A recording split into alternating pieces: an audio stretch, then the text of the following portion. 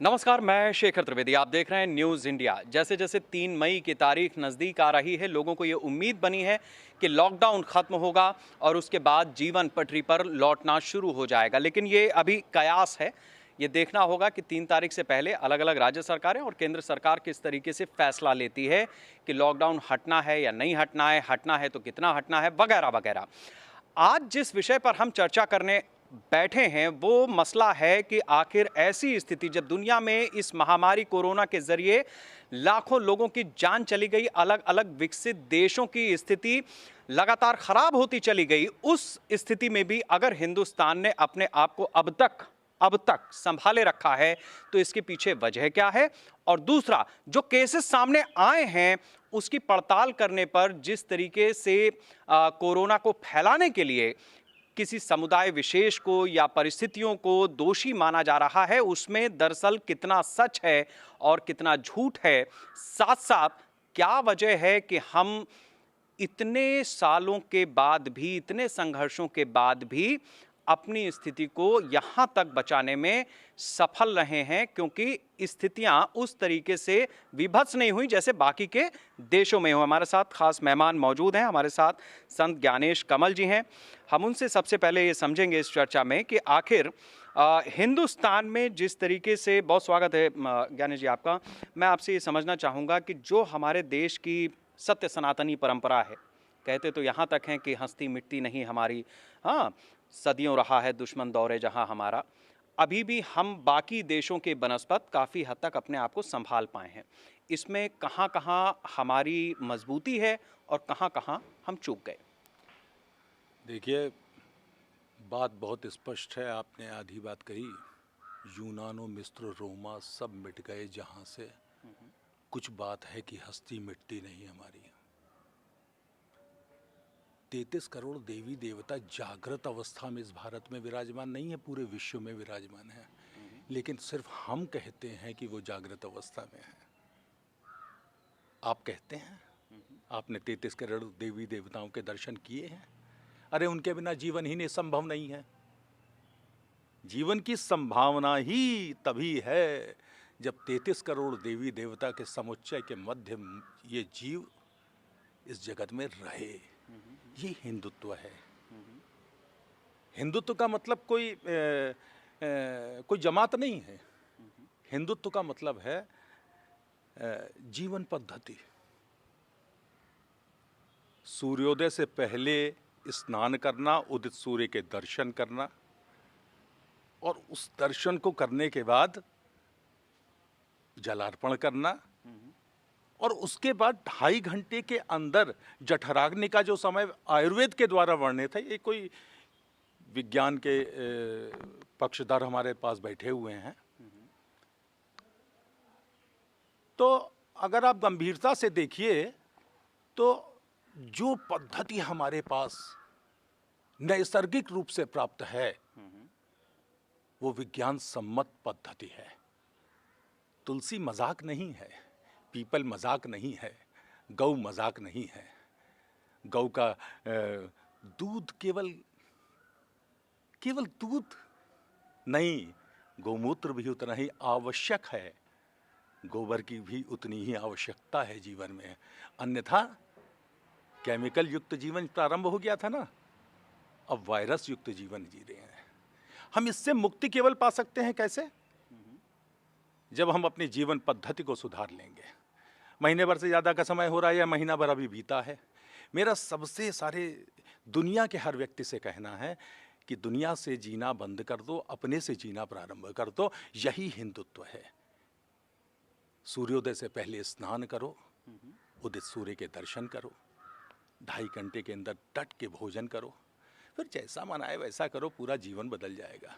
जीवन पद्धति प्राप्त करने की बात होती है, हम किसी और चीज़ की बात नहीं करेंगे।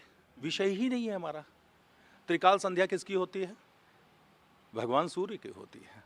अभी रामायण सीरियल चल रहा था, आप लोगों ने सबने देखा होगा कि रामायण में बड़े आराम से कह दिया गया कि अगस्त मुनि के पास चलिए, भगवान सारे देवता ले जाते हैं भगवान राम को, और अगस्त मुनि स्वयं आते हैं। ततो युद्ध परिश्रांतम समरे चिंतया स्थितम रावणम जागृतो दृष्टा युद्धाय समुपस्थितम। देवतैश्च समागम्य दृष्टिं विकुतोरणमुपगम्याब्रवीद रामगस्त्यो भगवामस्तदा। राम रामं महाबाहो शृणु गुह्यं सनातनं येन सर्वानरीन् वत्सं रेव्यैष्यसि आदित्य हृदयं पुण्यं सर्वशत्रु विनाशनम जयावहं नित्यं क्षयं परम शिवम। युद्ध के मध्य में सारे ही देवतागण इस पृथ्वी में उतरकर आते हैं और भगवान राम को विजय के लिए केवल सिर्फ ले जाते हैं अगस्त्य मुनि के पास। और अगस्त्य मुनि का चिंतन ये कहता है कि सूर्य भगवान के दर्शन करो, सारी विपदाओं से मुक्ति पा जाओगे। पंचदेव का परमात्मा हमारे जीवन में नित्य पधारता है और हम ठीक है। ये एक विषय इस तरीके का है कि हम जितना इसके अंदर जाने की कोशिश करेंगे उतनी सारी चीज़ें बाहर निकल कर आएंगी। आखिर सत्य सनातनी परंपरा क्या है, हिंदुस्तान अगर इस स्थिति में खड़ा है तो क्यों खड़ा है, इसको हमने संत ज्ञानेश जी से समझने की कोशिश की। अब हम आते हैं ज़रा विज्ञान की तरफ। Doctor R.K. सैनी जी हमारे साथ हैं। डॉक्टर साहब, मैं आपसे ये समझना चाहूँगा कि सनातनी परंपरा से जिसका जिक्र अभी महाराज जी ने किया, उसमें और जो आपका विज्ञान है कैसे सामंजस्य बैठेगा, और अगर बैठा है तो फिर जो स्थिति बनी वो भी क्यों बनी? देखिए, हमारे से सबसे बड़ी बात है आइसोलेशन। हमारी बीमारी जो है एकदम आइसोलेटेड हो जाती है। हम बुखार होता है तो हम एकदम आइसोलेटेड हो जाते हैं। घर के लोग अपना आते हैं, जाते हैं, देखते हैं, पानी वगैरह करके उनको आराम करने का।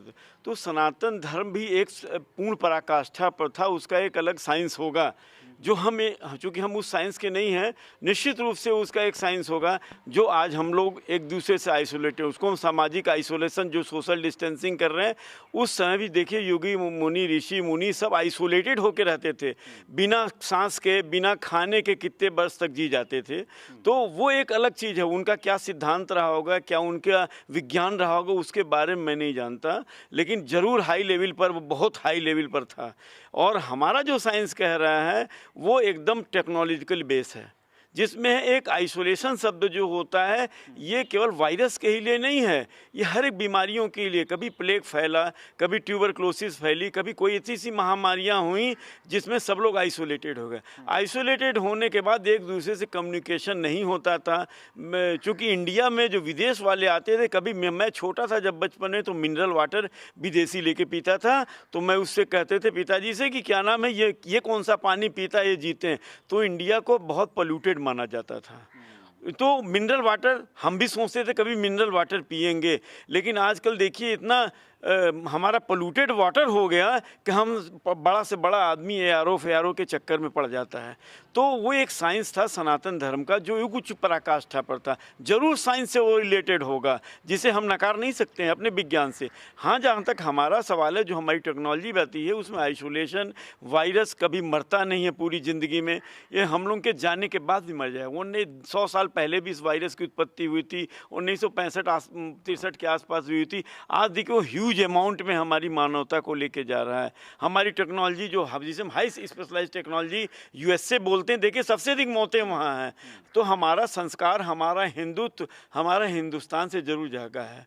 तो हमारे संस्कार जरूर प्रभावी हैं।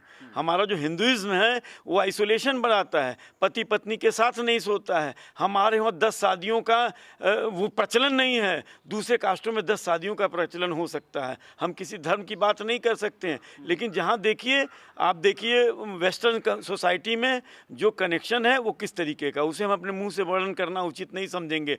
वहाँ हम लोग जैसा आइसोलेशन नहीं है। हमारे वहाँ पिता भी अलग सोएगा, बेटा भी अलग सोएगा, वो भी अलग सोएगा। उनके वहाँ का आइसोलेशन है कि पति पत्नी नेकेड सोते हैं। वेस्टर्न कम्युनिटी में हमारे वहाँ एक दूसरे ताक झाँक भी नहीं होती है। हस्बैंड वाइफ सोएंगे तभी अपने क्लोथ करके सोएं। तो एक अलग पद्धति है जो कि साइंस से संबंधित है। वो साइंस को बताते हैं कि हम नेकेड होके सोएंगे और जो कुछ भी करें। इसलिए देखिए महामारियाँ उस तरीके से वहाँ अधिक फैली। वहाँ इस तरीके का क्लोज रिलेशन है कि डिस्टेंस की बात तो दूर रही।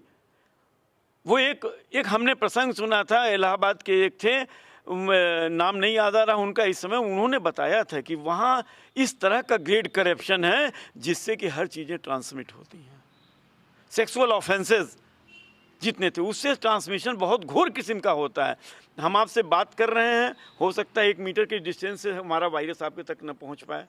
लेकिन वहाँ जो था वो आपके क्लोज रिलेशन से है, इसलिए वहाँ अधिक डेथ हुई। हम तो ये समझते हैं जितने वेस्टर्न सोसाइटी हैं। ठीक है, ये स्थिति हमें समझना होगा कि बहुत सारी चीज़ें अभी भी बची रह गई हैं, लेकिन क्या बचा है और उससे कितनी देर तक हम चलेंगे, ये भी हमें सोचने का एक मौका इस लॉकडाउन ने, इस कोरोना महामारी ने हिंदुस्तान में दिया है।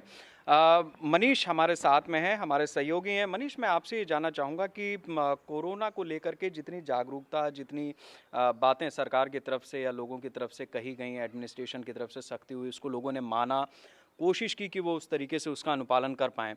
बावजूद इसके कई बार हमने देखा कि केसेस न सिर्फ आए, बल्कि सेंटेंस तो यहाँ तक हो गया कि फलानी जगह कोरोना बम फूटा। वजह इसकी क्या हुई?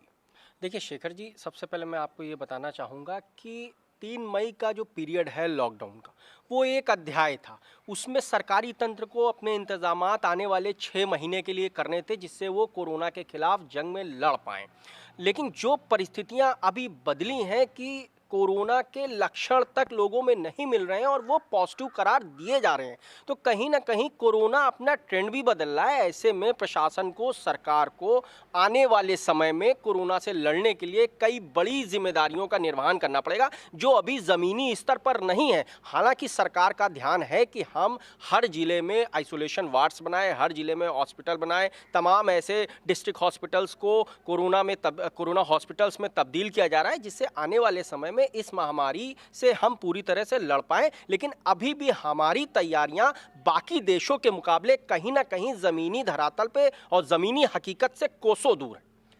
ये बात हमें समझनी होगी, क्योंकि हिंदुस्तान में जितनी तेजी से किसी महामारी की रोकथाम के लिए प्रयास होते हैं, फंड जुटाया जाता है, लोग दिल खोल करके पैसा देते हैं, फंड देते हैं, उतनी तेजी से भ्रष्टाचार भी यहाँ पर पनपने लगता है। इसमें कोई दो राय नहीं है और इसमें किसी को इस बात को कहने में कोई हिचक भी नहीं होनी चाहिए, क्योंकि हमारे यहाँ की ब्यूरोक्रेसी इतनी भूखी और नंगी है कि वो इंतज़ार करती है जैसे कि कोई महामारी आए, कोई प्राकृतिक आपदा आए और कब हम अपनी लूट खसोट को आगे बढ़ाएं। ये आज की तारीख में बिल्कुल साफ हो गया है, क्योंकि कई पीपीई किटें, कई ऐसे सामग्री वापस हुई हैं। सरकार ने बाकायदा जांच बिठाई है जो इस कोरोना संकट के समय पे नहीं होनी चाहिए थी, और इसके लिए पूरी तरह से ब्यूरोक्रेसी ही जिम्मेदार है, क्योंकि खरीद फरोख्त वगैरह वगैरह सब उन्हीं के मार्फत हो रही है।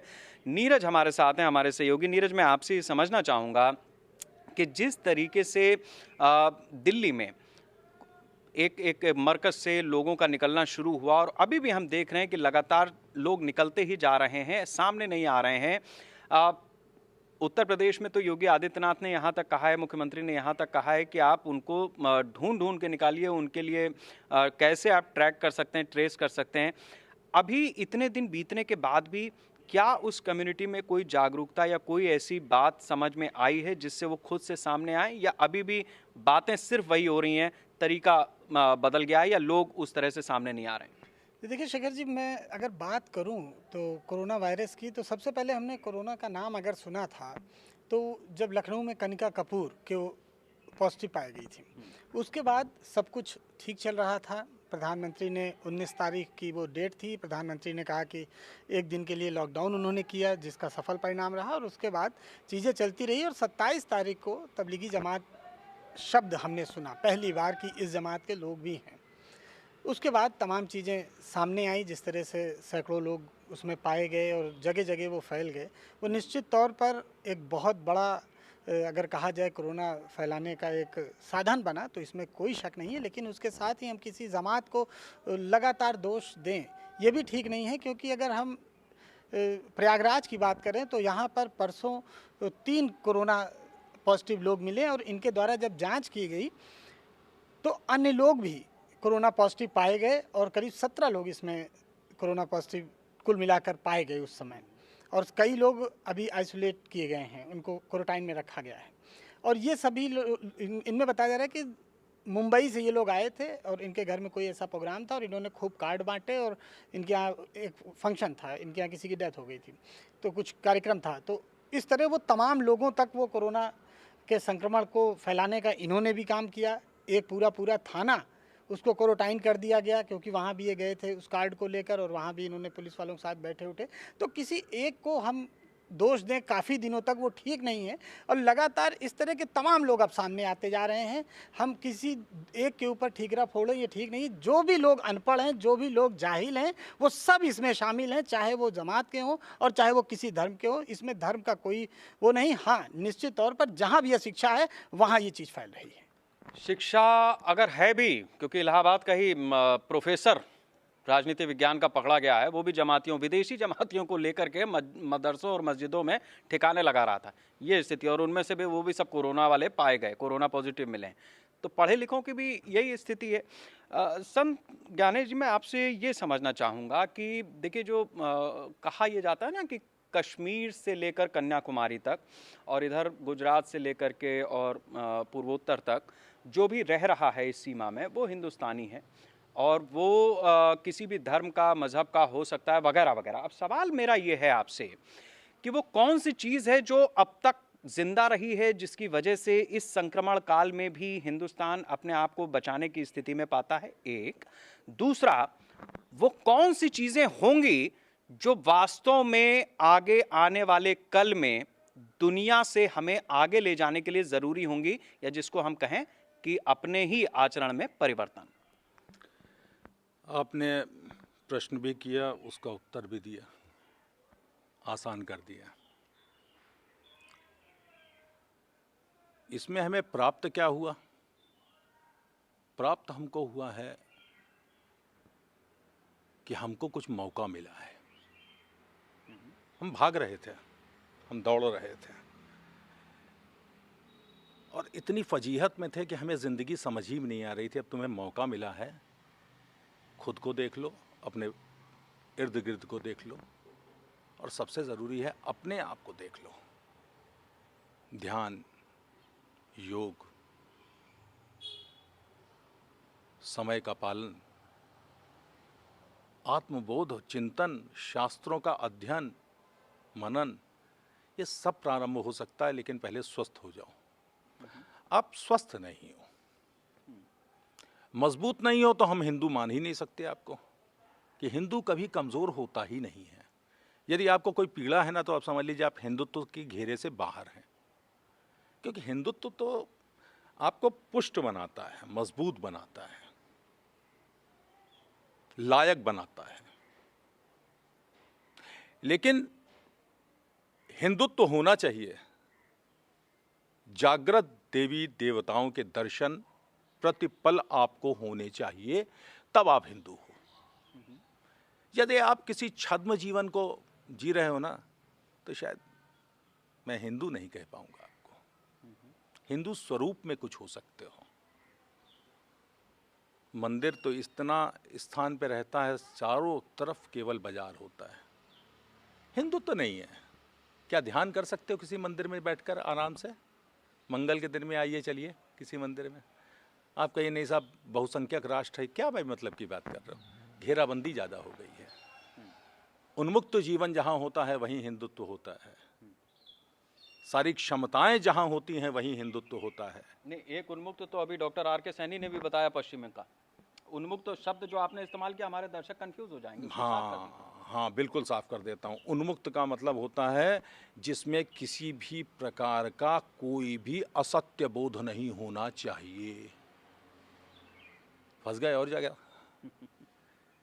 जहाँ कहीं भी कहीं कोई छद्म हुआ ना, तो उन्मुक्त होने का मतलब प्रपंच होता है। और जहाँ सत्य होता है, वहाँ जो उन्मुक्त का बोध होता है ना, वो भगत सिंह का बोध होता है, वो खुदीराम का बोध होता है, वो अब्दुल हमीद का बोध होता है। हिंदुत्व तो वहाँ है जहाँ सत्य है। राम किसके लिए आए? सत्य के लिए। कृष्ण किसके लिए आए? सत्य के। और हम सत्य की बात करें तो हम विमुख कर दिए जाएं, तुम भगवा हो। यही शैली है ना आज के समय समाज के अंदर, कि अगर हम सत्य कहें तो हम भगवा हैं। विचित्र सी बात है। सच क्यों स्वीकार नहीं होता? हिंदू तो सत्य की बात कर, आपको मजबूत कर। आप 3:30 बजे उठ गए मान लीजिए सुबह, मजबूत कौन होगा? पड़ोसी? बोलिए। आप शांत भाव में रहते हैं, प्रेम भाव बढ़ेगा कि नहीं बढ़ेगा?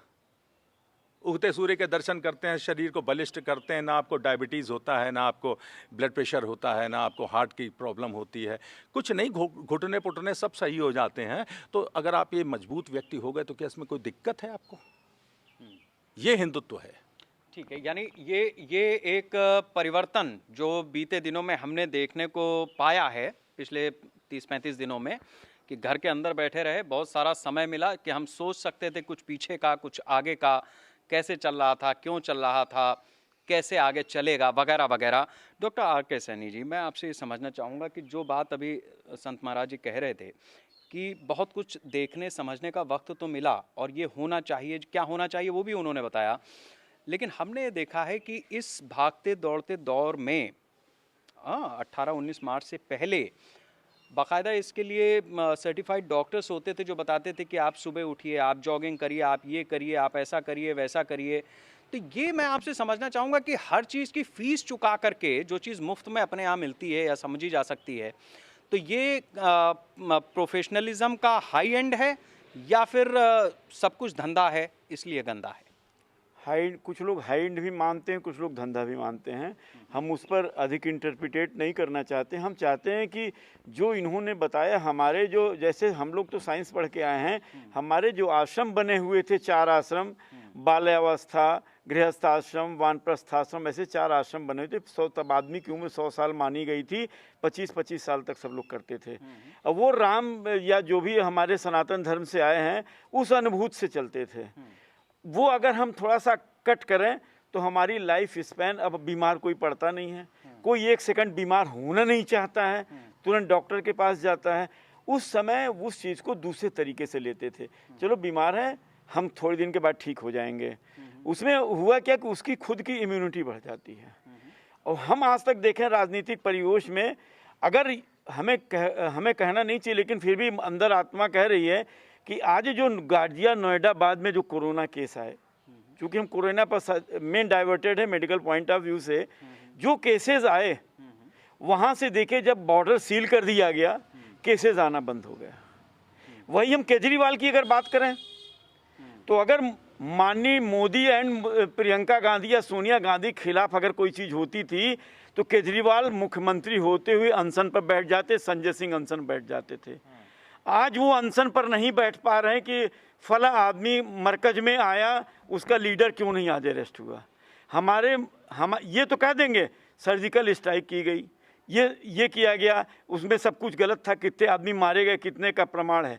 अरे उन्होंने सर्जिकल स्ट्राइक करके दिखाया, आप तो अपने अंदर रोक नहीं पाते। आज आप कमरे के अंदर से बोलते हैं, आपको सब सुविधाएं दी जा रही हैं, सब कुछ किया जा रहा है। आप क्यों नहीं आज सड़क पर आके बैठे, क्यों नहीं सड़क पर आके कहे कि फला आदमी को अरेस्ट किया जाए।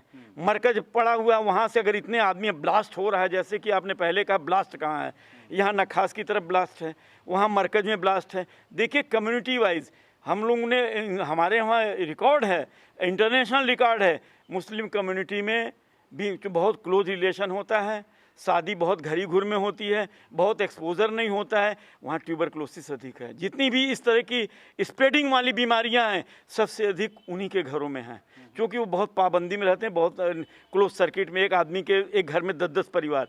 हमारे वहाँ देखिए 2 बड़े बड़े मुस्लिम घरानों में जाके देखिए 2-3 बच्चे से अधिक नहीं होते हैं। उन्होंने उस तरीक़ों को संयमित नहीं किया, या कुछ लोगों ने धर्म की आड़ में उसको बढ़ाया कि संतान को हमको रोकना, ये अल्लाह की देन है। It is very bad. हमें उसी तरीके का यहाँ कानून लगाना पड़ेगा जो ह्यूमैनिटी को लेके काम करे। नहीं, मैं ये जानना चाह रहा हूँ आपसे कि जिस तरीके की स्थिति बनी उसमें 2 विषय हैं। एक तो ये कि जो डॉक्टर्स हैं, ये तो समझ में आ गया कि इलाज है नहीं, तो बाकी जैसे इस बीमारी का इलाज नहीं है और अगर हम बच सकते हैं तो बाकी बीमारियों से भी बच सकते हैं। तो मैं सीधे सीधे ये समझना चाह रहा हूँ आपसे कि क्या डॉक्टर्स की उपयोगिता आने वाले समय में हमारे जीवन में कम हो सकती है? क्या इस बात का 30-40 दिन में भान मिलता है या नहीं मिलता है? देखिए जो भी बीमारियां ये पोलियो आया, जो कुछ भी आया, वो एक समय के बाद वैक्सीन बना। इसमें भी वैक्सीन है। हमारे चिकित्सक संवर्ग की सुसेन वैद्य से आज तक परंपरा रही है, हमेशा चिकित्सकों की कमी रही है। ठीक है, चिकित्सक दूसरे प्रविधि के उनको उससे मतलब नहीं, उनका मेन यूज़ होता है जो आदमी आया हमारे दरवाजे से एकदम जीवित एकदम खुशहाल होके जाए, तो हमेशा उपयोगिता बनी रहेगी। लेकिन जो प्रशासनिक लहजा है वो थोड़ा सा एकदम स्ट्रिक्ट होना चाहिए। और माननीय योगी आदित्यनाथ जी जो कर रहे हैं वो हमें लगता है कुछ काफ़ी हद तक अच्छा है। ये हाँ। पॉलिटिकल एंड पे ये चीज़ हो गई, प्रशासनिक अमले पे हम बात करेंगे। एक टिप्पणी आप करना चाह रहे हैं, आप हाँ, मैं ये कह रहा था कि WHO ने कहा, एक सिद्धांत दिया कि शव जो कोरोना के हों उनको जलाया जाए। शंकराचार्य ने तो नहीं कहा था ना, WHO ने कहा। डॉक्टर साहब ने भी शायद यही इसकी पुष्टि की है। जिस दिन वो पैकेट अंदर से फटेगा ना तो फिर कोरोना निकलेगा। ये करोड़ों साल से जो व्यवस्था है, सत्य अभी आपने से बोला ना, ये सत्य है, इसको नकारो नहीं। हमने उसको एक रंग दे दिया, एक आकार दे दिया। महाराज, निराकारम ओंकार मूलम तुरीयम गिरा ज्ञान गोतीतम ईशम गिरीशम। निराकार हूँ, ओंकार के मूल में बसने वाला हूँ। ये है महादेव। आज सोमवार का दिन है और भगवान की कृपा ये देखिए कि निश्चित रूप से 4 मई को रात्रि के समय 8 बज के कुछ मिनट के बाद अपने आप ग्रह स्थितियां बदल जाएंगी 4 मई को, और स्थितियां स्वयं दिखाई देंगी। इस नवरात्र से लगभग प्रारंभ हुआ था और राम जन्म से यह प्रारंभ हुआ है, रावण वध तक पूर्ण हो जाएगा। ठीक है, ये अध्यात्म और विज्ञान किस तरीके से आपस में समागम करते हैं, ये इस चर्चा में काफ़ी हद तक क्लियर हो रहा है। इस बात की कोशिश भी हम कर रहे हैं, लेकिन उनका क्या करें जो ब्यूरोक्रेसी में बैठे हैं और माल पीट रहे हैं। मनीष, मैं आपसे ये समझना चाहूँगा कि मुख्यमंत्री की बहुत कोशिश है कि, और प्रधानमंत्री की भी, कि लगातार इस कोविड से निपटने के लिए जो साधन संसाधन जुटाए गए हैं उसका सदुपयोग हो। लेकिन कुछ ऐसे भी हैं जिनके मार्फत ये चीज़ होनी है, उनको लग रहा है कि ये उनके धंधे का समय है। शेखर जी, आपने बहुत सही सवाल उठाया है। ये धंधे का ही समय है, और ये धंधा सिर्फ उत्तर प्रदेश में ही नहीं चल रहा है, ये धंधा उस ICMR में भी चल रहा है जिसके जिम्मे नियम कायदे बनाना है कि कोरोना से इलाज के वास्ते जो किटें आ रही हैं भारत में, लाखों किटें गड़बड़ साबित हुई हैं और अभी तक चाइना वापस नहीं भेजी गई हैं। एक दिन पहले ही दिल्ली हाई कोर्ट में जो ऑर्डर पास किया है जिसमें ये साफ तौर पे कहा है कि किटों की कीमत 400 रुपए से ज़्यादा नहीं होनी चाहिए थी, आपने 600 रुपए में मंगाया। ये जो 200 रुपए का डिफरेंस है ये लाखों किटों में बैठता है और करोड़ों रुपए के राजस्व की चोट देता है। और यही खेल जो दिल्ली सरकार से शुरू हुआ है, जो भारत सरकार से शुरू हुआ है, वही उत्तर प्रदेश तक आता है। और जो भी सामान कोरोना के लिए खरीदा जा रहा है, कहीं ना कहीं उसमें गड़बड़ियां मिल रही हैं, कहीं ना कहीं कोविड फंड को लूटने की साजिश देश की वो नौकरशाही कर रही है जिसको कोरोना के सामानों की खरीद से लेके और सारे इंतजामात को कसौटी पर परखना है। परखने का काम नेताओं का नहीं है, परखने का काम संवैधानिक पदों पर बैठे लोगों का नहीं है, परखने का और कसौटी पर जमीनी आकार देने का काम उन अफसरों का है जिनके ऊपर प्रधानमंत्री से लेकर मुख्यमंत्री तक भरोसा करते हैं और उन अपनी टीम में शामिल करते हैं। लेकिन न्यूज़ इंडिया से मैं कहना चाहूँगा, न्यूज़ इंडिया को बताना चाहूँगा, ये एक बहुत बड़ा घोटाला है जिसकी तरफ सरकार को गंभीरता से सोचना होगा। अन्यथा आज कोरोना आया है, कल को कोई और वायरस इस तरह अटैक करेगा और अरबों रुपया इसी तरह पिया जाता रहेगा अफसरों के द्वारा। तो ये बात हमें समझनी होगी कि जब भी कोई महामारी या संकट काल होता है तो हमारे देश का जो आम आदमी है वो उतना बुरा नहीं है। वो 90-95% आदमी बिल्कुल एकदम से आकर के सामने खड़ा हो जाता है, लेकिन उसके बाद जो जिम्मेदार लोग हैं वो किस तरीके से अपनी जिम्मेदारी को पूरा करते हैं, ये एक बड़ा सवाल रह जाता है। नीरज, मैं आपसे समझना चाहूँगा कि शासन की ओर से, प्रशासन की ओर से जिस तरीके, सरकारों की ओर से जिस तरीके के प्रयास किए जा रहे हैं, और जो एक खाई भी हमने देखा है कि बनी है बीते दिनों में, अब सोशल डिस्टेंसिंग की जगह शब्द भी बदला है, प्रधानमंत्री ने भी बदला है, उसको फिजिकल डिस्टेंस कहा है। तो ये समझ में आता है कि सामाजिक दूरी क्या है और शारीरिक दूरी क्या है, कोरोना का प्रभाव क्या है और उससे निपटना क्या है। तो क्या शब्दों के इस हेरफेर से जो मन में बातें आई हैं वो भी सरकार दूर करने के प्रयास करेंगी, या नेता दूर करने का प्रयास करेंगे, या राजनीति होगी? जी देखिए, इस तरह की जब भी कोई बड़ी संकट हमारे देश पे, जब भी कोई बड़ा संकट हमारे देश पे आता है तो हम सब एकजुट होकर प्रयास करते हैं। और जैसे कोरोना को हमने अन्य देशों की अपेक्षा बहुत अच्छे से हमने हैंडल किया और तमाम लोगों ने सोशल डिस्टेंसिंग का पालन किया और मास्क लोग पहनना इस देश में सीख गए और बहुत जल्दी बिना किसी ट्रेनिंग के। तो ये एक बहुत बड़ी बात है। और रही बात अधिकारियों की और नेताओं की, तो तमाम अधिकारी और नेता इस समय राजनीति करने में जुटे हुए हैं। जो अधिकारी हैं वो अधिकारी अपने जो उनका गौरव है, जो अधिकारी की अभिलाषा होती है, उससे बाहर नहीं निकल पा रहे हैं। अभी एक तस्वीर कानपुर से आई है जहां जिलाधिकारी पुलिस वालों से अपना जूता साफ करा रहे हैं या उसको कह रहे हैं सैनिटाइज कर रहे हैं। तो बड़ी ऐसी शर्मनाक तस्वीर है और अधिकारी अपने अधिकारीपन से बाहर नहीं निकल पा रहे हैं। जबकि मुख्यमंत्री योगी आदित्यनाथ और प्रधानमंत्री लगातार मेहनत कर रहे हैं, रोज़ वो लोगों को बता रहे हैं, रोज़ वो मीटिंग कर रहे हैं। यहाँ तक कि मुख्यमंत्री तो अपने पिताजी के स्वर्गवास के वक्त भी नहीं गए और वो लगातार मीटिंग ले रहे। ऐसे लोग और तमाम विधायकों की अभी हमने बात करी, आपने नेतागिरी की बात करी, तो जिस तरह से तमाम विधायक अब अपनी पार्टी को घेरने में जुट गए हैं कि उनकी थाने पे नहीं सुनी जाती, वो किसी काम को थाने पे भेजते हैं तो वो अपनी सरकार को ही भेज रहे हैं, घेर रहे हैं और उसी के बहाने विपक्ष भी सरकार को घेर रहा है। तो ये सारी चीज़ें एक साथ होती जाएंगी। अब सरकार विपक्ष के हमलों का जवाब दे, अपने विधायकों के हमलों का जवाब दे कि इस कोविड-19 से लड़े। तो तमाम तरह की समस्याएं सरकार के लिए उत्पन्न ये नेता कर रहे हैं और ये अधिकारी कर रहे हैं। जिस तरह से जो पीपीई किट आई उसमें बंदर बांट हो रहा है, ऐसी कंपनियों को ठेका दिया जा रहा है जिसने अभी जिसके ऊपर आरोप लगा कि गोरखपुर में तमाम बच्चे उसकी वजह से मारे गए।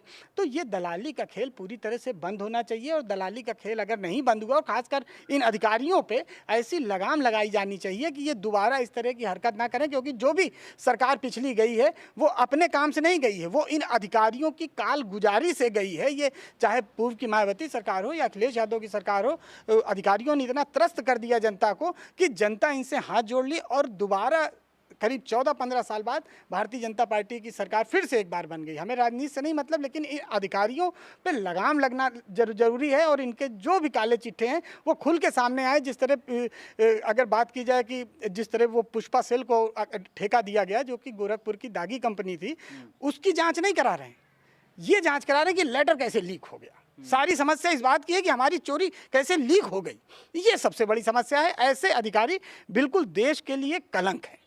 इसमें कोई दो राय नहीं है कि अब इस पूरे कोरोना संक्रमण काल में आम आदमी तो घर पे बैठा था, निकल कौन रहा था या जो इनिशिएटिव ले रहे थे वो कौन लोग ले रहे थे? पहला तो जनता ही ले रही थी क्योंकि वो घरों में लॉकडाउन थी। दूसरा सरकारों ने लिया कि भाई क्या करना चाहिए क्या नहीं करना चाहिए और उसका इम्प्लीमेंटेशन करने वाले यानी अधिकारी जिन्होंने अपना माल इस समय पे मोटा कमाया और या कमाने की कोशिश की। मैं ये नहीं कह रहा हूँ कि कमा ही लिया, अभी सब चीज़ें ऑन प्रोसेस हैं। इस चर्चा के आखिर में चलते चलते मैं संत महाराज जी से एक सवाल ये लेना चाहूँगा कि एक तो ये कि ऐसे अधिकारियों को सद्बुद्धि कब आएगी, वो कौन से धर्म का पालन कर रहे हैं, बड़ी मेहनत से कोई आईएएस बनता है, पीसीएस बनता है और उसके बाद वो ना हिंदू रह जाता है ना मुसलमान रह जाता है, वो सिर्फ अधिकारी रह जाता है। और बड़ी बात यह है कि वो शायद ऐसे समय पे हम ये कह सकते हैं कि वो अपने देश का नहीं रह जाता है क्योंकि उसको माल पीटना है। वो गांधी को सिर्फ नोट पर छपी हुई तस्वीर में पहचानना चाहता है इस गांधी के देश में, एक चीज़। दूसरा, जमातियों को काफ़ी ठोंका बजाया गया है बीते दिनों, चूँकि उनकी वजह से कई जगहों पर केसेस बढ़े भी हैं। तो आने वाले कल में आप इनको बदल पाएंगे या नहीं बदल पाएंगे वो तो हम नहीं जानते, लेकिन जो बहुसंख्यक समाज है उसके लिए आपका क्या संदेश होगा? देखिए, बड़ा सीधी सी बात है, मजबूत, सजग और जागरूक सरकार के साथ जो भी अधिकारी सेवा में हैं, इस समय मौजूद हैं, उनको अपने कर्तव्य का सही पालन करना चाहिए। ये राजधर्म का नियम है और जो राजधर्म का पालन करता है वो दीर्घकालीन सुख प्राप्त करता है और जो राजधर्म के विपरीत जाता है वो बहुत शीघ्र ही, अभी मिश्रा जी ने बताया, वो दंडित हो जाता है। सामान्य सी प्रक्रिया है। गलत करने वाला बहुत दिन तक जीवित नहीं रहेगा, थोड़ा सा पैसा पा जाएगा, इसके अतिरिक्त क्या है? हाँ, थोड़ा कुछ इधर उधर के चक्कर में वो अपनी जिंदगी का सारा गंवा देता है। हिंदू समाज के साथ तो सिर्फ यही कहना है कि अपनी जीवन चर्या जो है उसका परिवर्तन कर लो। ठीक है। बहुत बहुत शुक्रिया आप सभी लोगों का हमारे साथ इस चर्चा में शामिल होने के लिए।